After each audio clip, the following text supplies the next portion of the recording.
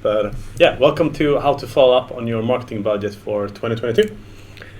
So we'll get started with a little bit of housekeeping. So we get started with the intro. We'll go over who we are, what we do, and also who we are. So let's jump straight into it. I'm Johan Lidner from Keywordio. I'm working with lead generation here. And Megan from Funnel, what do you do? I'm on the content marketing team. Been at Funnel for 3 years and excited to be here. Yeah. And then we have Jonas next to me. Hi, also excited to be here and to be here together with Megan and the team from Funnel. Yeah. And we have a lot of great content for all of you guys today. So look forward to share it. Yeah. And if you have any questions during the event or afterwards, here's our emails. Just feel free to email us any questions, and we're more than happy to answer them. So, what does Funnel do, Megan? Yes, so I can give a brief introduction to Funnel. We are a marketing data platform that helps you understand how your marketing is performing. So it gives you data that is clean, accurate, always up to date, something we like to call business ready, which means your data actually makes sense to you when you're looking at it to make those decisions. And our mission is to help marketers like you become more data driven. Funnel has helped more than 1,000 customers grow their business. So we have customers like Home Depot, Havas Media, and Samsung. A little bit about Funnel. Awesome. And a little bit about Keywordio, Jonas? Yeah, so we also help organizations and specifically e-commerce companies typically to become more data-driven and to reach their sales goals. We do that by optimizing Google Ads, Facebook and ads on Instagram and TikTok typically. So that is really the core. And to be able to do that, I think it's very important what we will talk about today to plan a budget, to be able to execute and follow up, that's why we picked the topic for today. Yeah, and let's jump straight into it, Jonas. So typically I meet a lot of e-commerce companies today, both direct to consumers that work maybe local in the country or globally, and also a lot of multi-brand stores that you maybe have some own brands, but you also sell other brands as well. But no matter what, these are the challenge that we see for every company trying to sell online today. So cost per click is going up on all marketing platforms typically. Facebook and Instagram is getting more and more expensive. Clicks on Google getting more expensive every day. Of course, that's not something that's going to stop because it comes with competition. The more people that run ads, the more competitive it gets and increased cost.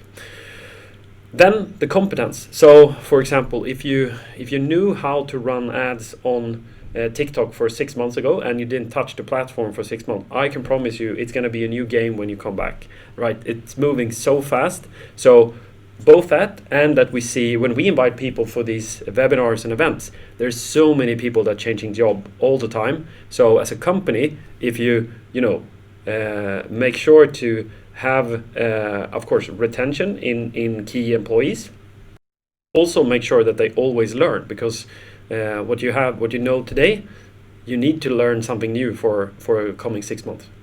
And then, of course, product margins, the more larger price comparison sites, marketplaces that push margins down. Doesn't matter if you're a direct-to-consumer or a multi-brand company. And all of this that serves on a foundation of privacy. So you need to be able to run market efficiently on a privacy-first setup and what that means. So these are the challenges that we see. They are not going to go away. They will be here for a long term and something that you need to continuously working on solving and experimenting on to be able to be successful in 3 or 5 years. Yeah.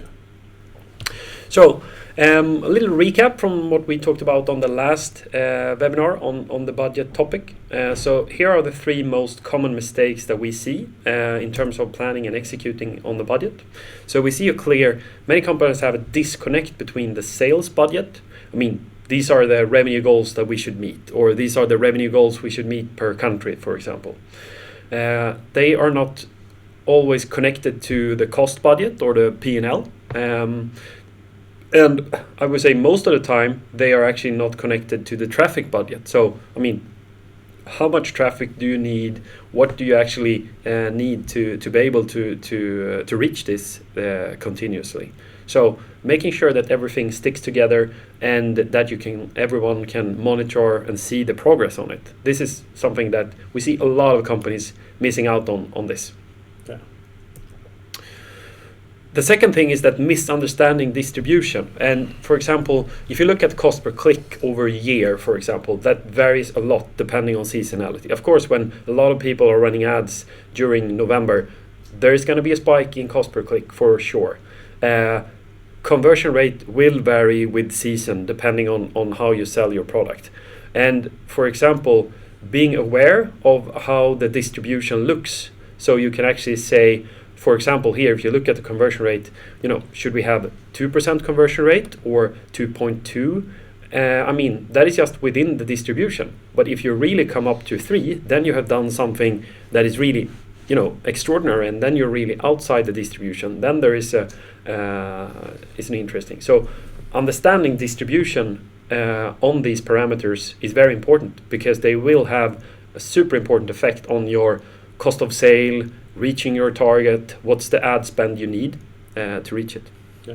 Yeah, and then for the distribution, so like if I'm, this is not something that I think is so commonly talked about, right? Like aiming with and like having that in mind and really mapping that out for yourself. So if you've never factored that in before and you want to start working with it in your budget, what are the first things that you can do and where can you look to start understanding your own trends? Yeah, I would say when you plan your budget, I would start with just going into your measurement setup or Google Analytics, pull out, or you go into Funnel, and then you pull out the report on both monthly and at least weekly breakdown for the year, and you pull that into a spreadsheet, and then you calculate the average for the conversion rate and also the standard deviation. And there you will have at least a good start, and do that for conversion rate and average order value, because those two will be super important and have a major effect on how that affects cost of sale, for example. So then you can see if we have a distribution in conversion rate, how will that affect distribution in cost of sale, for example. So that's what I would start doing. Yeah. Nice. Thanks. Great. And the third one is attribution, really. So should I spend on TikTok or should I spend on Facebook ads? I mean, that's the question that you would like try to answer with attribution. And of course, this gets more complicated with iOS updates, and there's a lot of people trying to work on solving this. And I think the key here is just to stay really in control of the top level, to be really on point there. When I say top level, cost of sale, revenue, and having those, because the only thing you're going to know is that if you look into Facebook ads or TikTok Business Manager, for example, that's not going to tell you the truth about the return on ad spend, for example. No. So you need to keep an eye on it, understand it, but you need to also have the total look, and of course continue experiment with what attribution suits your brand and funnel, really. Yeah. So how to do this? I not talk about exact targets, but give guidance instead, and of course pick the guidance that are the most important for you. And if you look at how Daniel Ek do it at Spotify, for example, of course they talk a lot about monthly active users. So instead of saying, hey, we will hit 403 million monthly active users, for example, for Q4 2021, giving guidance instead, giving a range, because then you may be aiming in the middle, but you will have a distribution on a lot of the parameters. So then you don't have to have a discussion if you're just slightly under or slightly above, then you are within range, right? So pick the most important one and give guidance on them. And that's you don't need to be Daniel to communicate to the stock market. I mean, you can do this internally, and you can do this for your team as well, right? So I think that's a good practice. Yeah. And like your question, Megan, I mean, start with average order value, look at conversion rate, see how that affects cost of sale in the end, and setting that up so you have sales plus P&L and traffic in one view, and of course connected to a dashboard with funnel, so you can really be on point on it and follow it up. Yeah. And then, so how do you avoid going into the blind with this? So especially when you see all the iOS updates and a lot of your data is disappearing, how can we solve this? So we have tried multiple things to get it fixed and avoid going blind into tracking and new ads, etc. So I will highlight a few things that we have found work quite well. So a few of you probably have seen this pop up when the new update came out earlier last year. If you have a newer phone, it's already ask app not to track, so you need to allow it if you want to see ads again.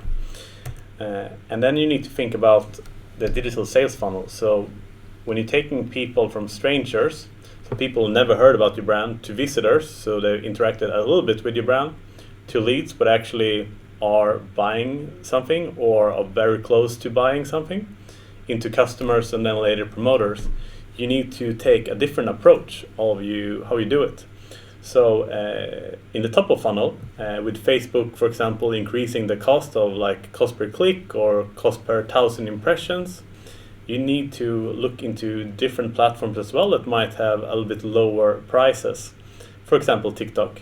And then it comes down to the visitors, which is retargeting. It's a really good idea to use their own tools instead of just using the tracking on your website, which is not 100% anymore. But I'll get to that later. And then just take them down the sales funnel. But I will jump into the audiences. So there are a few different custom audiences that you can use. So for example, on TikTok, you can upload phone numbers, so you can track people who are your customers, but you can also do a lookalike audience of them if you want to find new people. And then you can create audiences of people who engage with your page or post, and also view content on your website. However, here, it's a little bit more tricky because it's not 100% you see all people who purchase in the 7 or 30 days. So it's always good to double cross it with a website or a CRM system. So Facebook and TikTok get all the data they can to do their job to promote the ads in front of the right people. And of course, you can create lookalike audience of this for new customers. And I think phone numbers, I think it's just a great example from TikTok, right? I mean, yeah.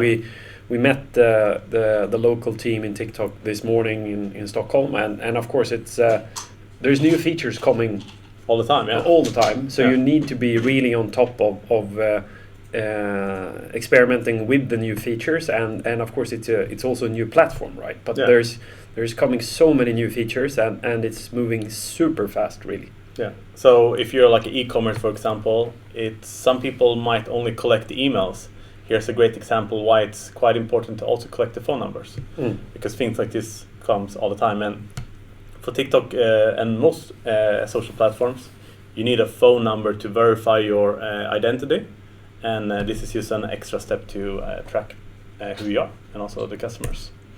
And then you of course have the target audiences. So this will highlight me quite well. And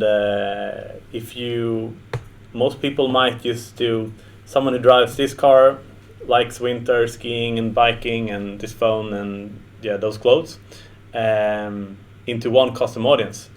That might work in some cases, but you have no clue if they like this car brand or snow or skiing, etc.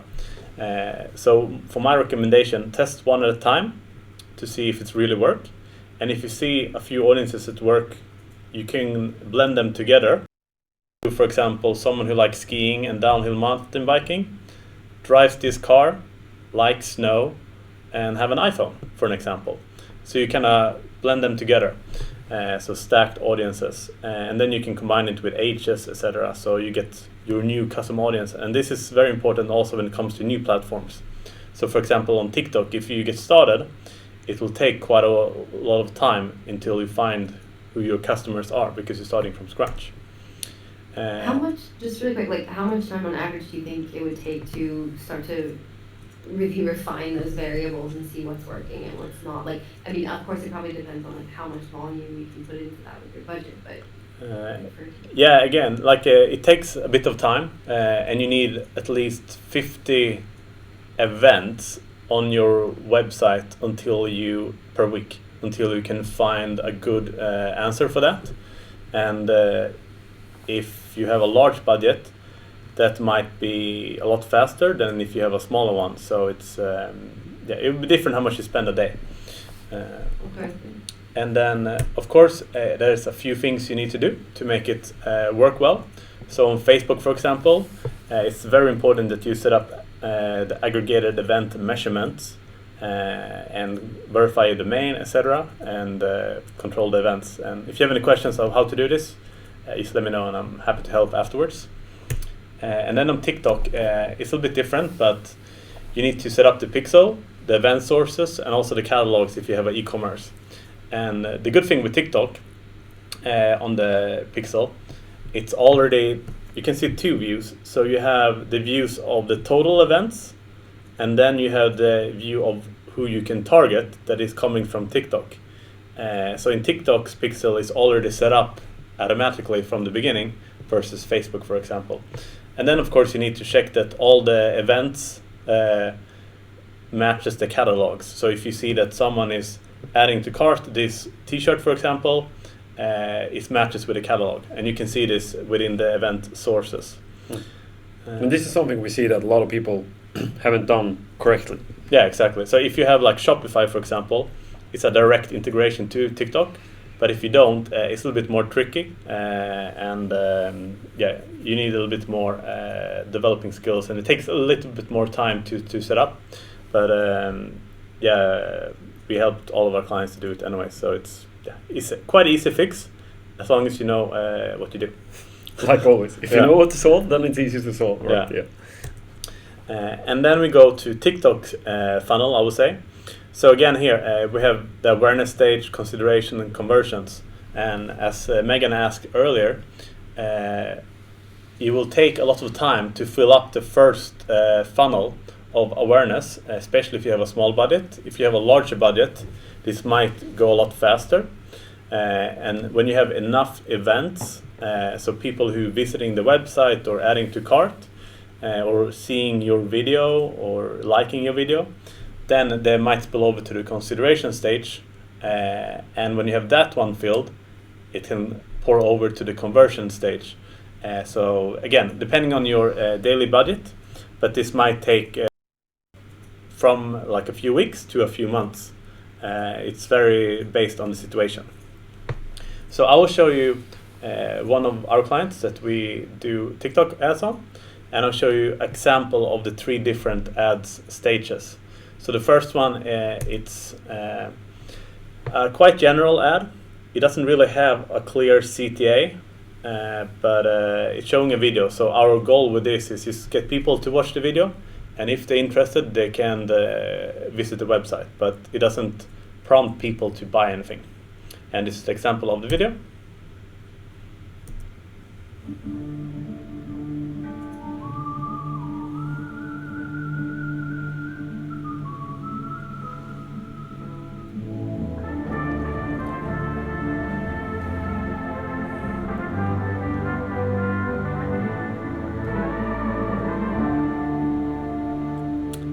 And an example here that you could try is people who like bowl and live in Southern Europe maybe, or Cuba or something similar to that. And then we can retarget people who watch this video or been to the website with these 3 ads. They're also quite general, but it's highlighting a little bit more products more closely. And as you can see here, it's a CTA at the bottom of the ad. It says shop now. So it's a little bit more sales oriented, but these people have seen who you are before, so they're a little bit more aware of your existence. And here's an example of a video. Looks like it's going to 317.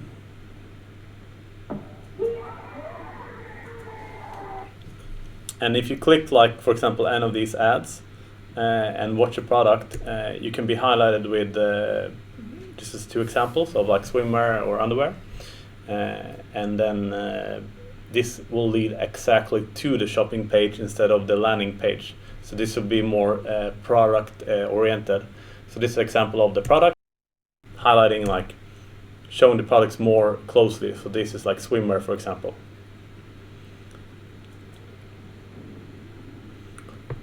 And something that TikTok have is collection ads. So if I viewed swimwear, for example, by the end of the ad, it will pop up like here, like a little pop-up, which is displaying the swimwear that you have added to cart or viewed. And then if you click it, you can shop around a little bit more of different types of swimwear in this case. And that's how you can kind of interact with the customers a little bit better.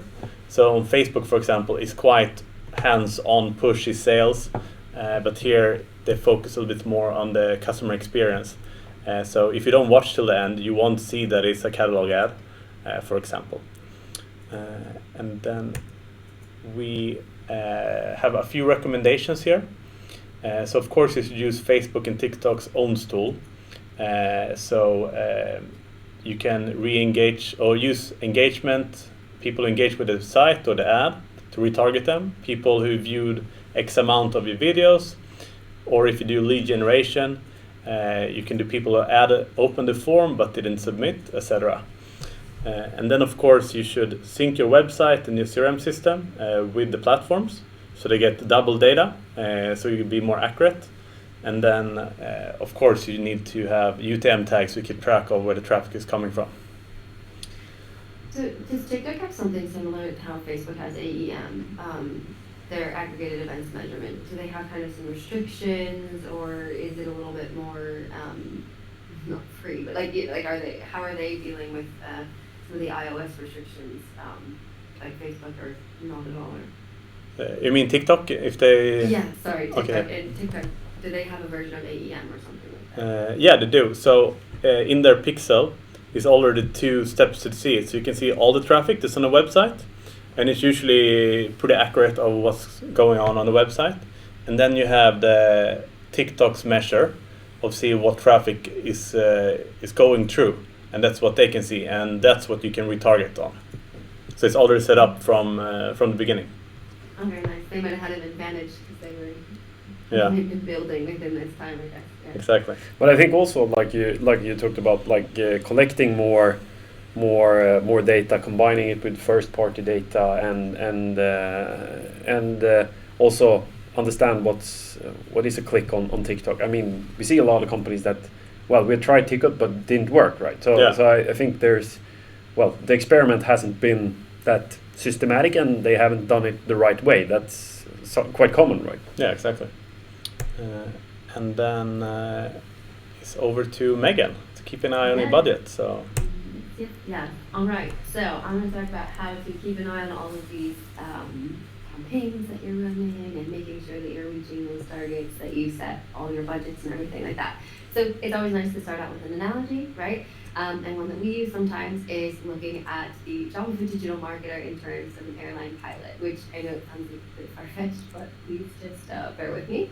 So a pilot's goal, right, is to get everyone safely from destination A to destination B. And in order to do this, they need to make sure that each part of the flight experience has the essentials needed to take off successfully, go the distance to the next location, and have a smooth landing. So as a digital marketer, you need to be prepared to take off into the new year and reach your acquisition goals within your budget. And at the end of each month or year, you need to be able to make sure that you can take off again. So you need that fuel to keep going. So let's take a look quickly at the takeoff. So before you take off, right, you need to do a flight check. And you need to make sure everything's in order. So you need to, make sure, as so saying that you define, agree, and set all of your goals and targets. And you don't want to make your sales budget, your cost budget, or your traffic budget in silos. They all impact each other.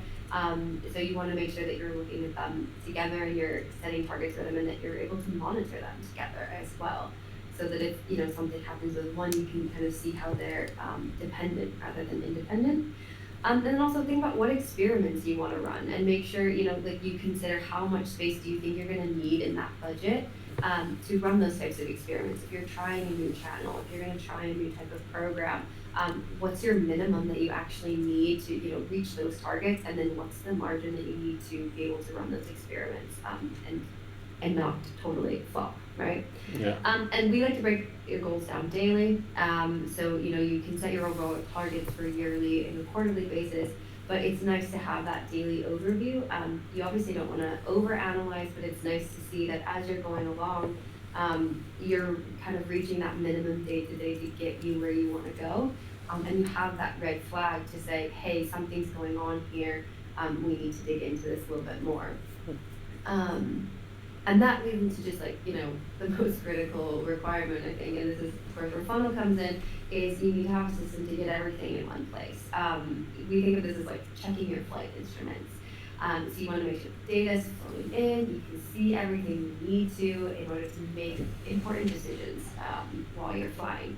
So you want to have that in an automated way, right? Because it's no fun to be pulling in data and being a day behind and having errors. So automated is always best.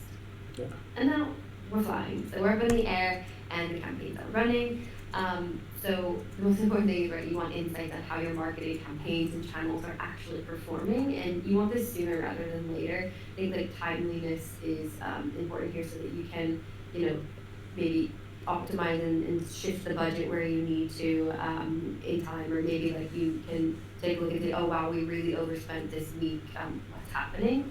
So yeah, you want to be able to make sure that you're constantly taking a look at that, and then you want to make sure that the entire flight team is having access to this data. So basically that means that like the C-suite can have access to the data and answer questions, and maybe they have questions from the board that they need to answer at an ad hoc basis. It's really great for them to have this data prepared, ready to go, so that they can answer those questions quickly. And then also you want to have each person on the team, maybe you have the team working in different channels. So your TikTok team and your Facebook team are optimizing separately, and they need to have access to that data, but they also need access to that omni-channel data so that they can see if I turn off a certain type of ad in Facebook, does that impact my Google ads or my TikTok? Because we have seen that before, right? Like you turn off something in Facebook because maybe it's not getting the conversions you want, but then somehow that makes an impact in Google, and you're like, wait, okay, what's happening here? So you need to have that omni-channel view. And yeah, so basically, you want everyone from the pilot to have access to people monitoring on the ground so that you can have the smoothest flight possible. And then the worst thing is right, you want to make sure that the data is organized and grouped and ready to be analyzed, because messy data is not really easy to use and look at, right? Like this table, if I were to say, okay, what did you spend on total on this campaign? Like, do you know? Okay, you can kind of start to add up on channels, but then you don't really know what's going on. It's not fun to look at and doesn't help you. But then, of course, when you have organized and prep data, you have this nice clean view, and you can actually get some answers and start to dig into the data and make some decisions. It's a very simple example, but I think it's kind of powerful because a lot of us are looking at the data in those silos, maybe not even in a sheet, right? But we're looking at them like, okay, I have a little bit of this here and a little bit of that there, but you want this overall view. Yeah. Yeah. But I think also here, I think how common do you see that people have a good structure here, Megan? I mean, of course, there's a reason that funnel exists, right? But how do you see it from your perspective? Yeah, I mean structure, right? We can even just look at UTMs, right? Yeah. That can be a bit messy. I think a lot of people don't realize funnel is funny. People get in and they're like, oh wow, I didn't realize how messy everything was and how actually hard it was for me to look at anything. Because even if you don't have a good structure for UTMs, it's hard for you to go into Google Analytics and take a look. So I think it's quite common that people don't consider structure in the beginning. If you can start to think about it now, it's going to help you a lot. In the long run, it's going to help you so much better. I hope that answered your question.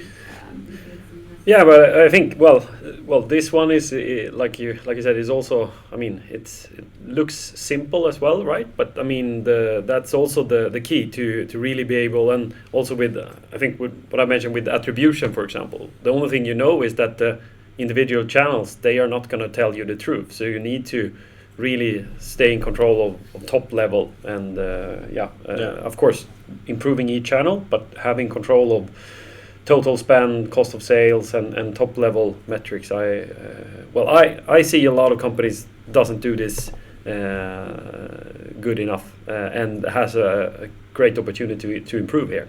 Yeah. Of course, yeah. I think we're lucky at Funnel, like we're coming in with the customer at a point where they're thinking about it, right? Yeah. Yeah. Oh, we gotta do something. Yeah. So for sure, I agree with you. But it's also hard to ask for it if you don't know that the problem is that. I mean, it could also be a case as well. Yeah. Yeah, exactly. So yeah, we gotta educate on that problem, right? Like, you're probably missing something because there's something going on, and that you're not able to see that overall picture. You're not on top of it as much as you probably think you are. Yeah. Yeah. Perfect. And then so like any good pilot, you're going to want to monitor your control panel and your flight instruments. So for us, that's a dashboard, that's a spreadsheet or something similar. It doesn't really matter where you visualize your data as long as you're able to stay on top of those core metrics. I think the key here is like it should be monitored if you want that overview, right? You should be able to monitor it at a glance. So just to be able to get those red flags, something that you look at on a daily basis. But then of course you can create those drill downs so that you can get even more granular. Each team can start to look and see, okay, what did that actually mean in the dashboard? That's really key, I think. And then don't get data happy, I think I like to say. Is like, you don't need, like this dashboard has like quite a few things in it, but you can see some key things, but you don't want to put everything in your dashboard, right? Just pick those key important things that you know are going to be those signals for you to like go and dig deeper into it.